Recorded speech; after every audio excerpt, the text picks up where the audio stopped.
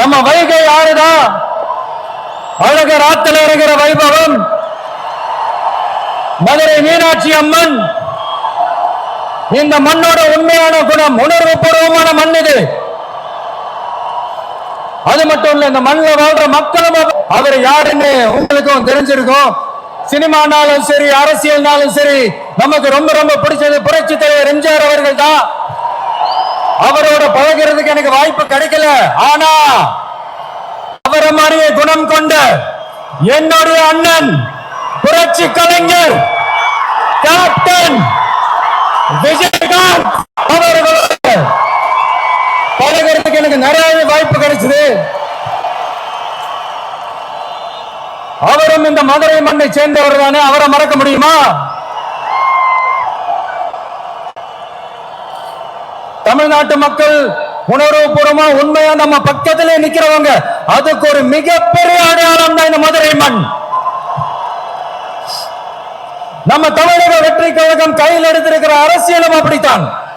உண்மையான அரசியல், உணர்வு பூர்வமான அரசியல், நல்ல அரசியல், நல்லவங்களுக்கான அரசியல், நாட்டு மக்களுக்கான அரசியல், நல்லது மட்டுமே செய்கிற அரசியல்.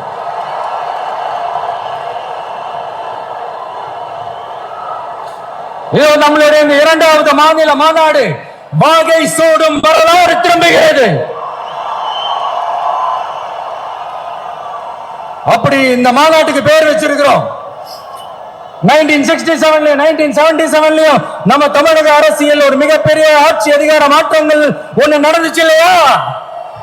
அதே மாதிரிதான் அடுத்த வருஷம் 2026 அப்படி ஒரு வரலாறு திரும்ப போகுதுன்னு உறுதியா சொல்றதுக்கான மாநாடு தான் நம்மளோட இந்த இரண்டாவது மாநில மாநாடு.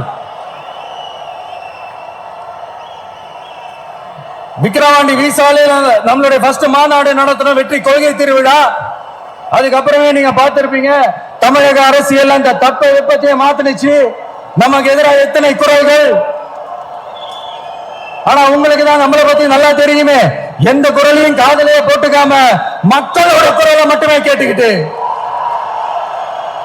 அப்புறம் அடைக்கலம் தேடி அரசியலுக்கு வரல, படைக்கலனோட வந்திருக்கிறோம். பவர்ஃபுல் போர்ஸோட, மாபெரும் படை வரிசையோட எல்லாத்துக்கும் தயாராகி தான் வந்திருக்கிறோம். இவ்வளவு தயாரா நம்ம அரசியலுக்கு வர்றதுக்கு ரொம்ப ரொம்ப முக்கிய காரணம் ஒண்ணு இருக்கு. அது என்ன தெரியுமா? நன்றி கடன், நன்றி கடன், நன்றி கடன். கிட்டத்தட்ட ஒரு 30 வருஷமா, 30 வருஷத்துக்கு மேல நீங்க தான், நம்ம மக்கள் தான் என் கூட நிக்கிறீங்க, எனக்காக நிக்கிறீங்க, என்ன தாங்கி பிடிக்கிறீங்க, மனசுல ஏந்தி பிடிக்கிறீங்க, தாய் அன்போட மடியில ஏந்திக்கிறீங்க. உண்மையை சொல்லணும்னா வேற யாரை விடவும் எனக்கு இந்த அன்பையும் ஆதரவையும் கொடுத்திருக்கிறீங்க. என் மேல உயிரை வச்சிருக்கிறீங்க. என்ன உங்க வீட்டுல ஒருத்தனாவே ஆக்கிட்டீங்க. நீங்க எனக்கு கடவுள் கொடுத்த வரம்.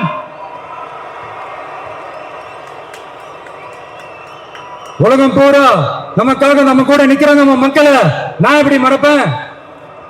நான் என் லைஃப்ல ரொம்ப உயிரை நினைக்கிறது பெண்களை, குழந்தைங்களை, இளைஞர்களை, உழைக்கிற மக்களை தான். இவங்க தான் நம்மளோட வகைரா. இத பார்த்துதான் நம்மளோட எதிரிகளுக்கு பத்தி எரியுது. அதுக்காக நாம என்ன செய்ய முடியும்? அதனால நம்ம உறவுகளை, சொந்தத்தை, வகைராவை யாருக்காகவும் எதுக்காகவும் விட்டு கொடுக்க முடியாது இல்லையா?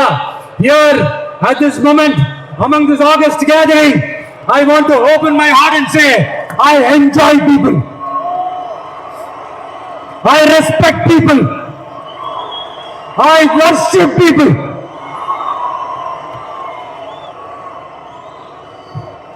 சரிப்பா, இவ்வளவு செஞ்ச நம்ம மக்களுக்கு நன்றி கடனா உன்னால முழுமையா செலுத்த முடியுமான்னு கேட்டா சத்தியமா சொல்றேன், என்னால முடியாதுதான்.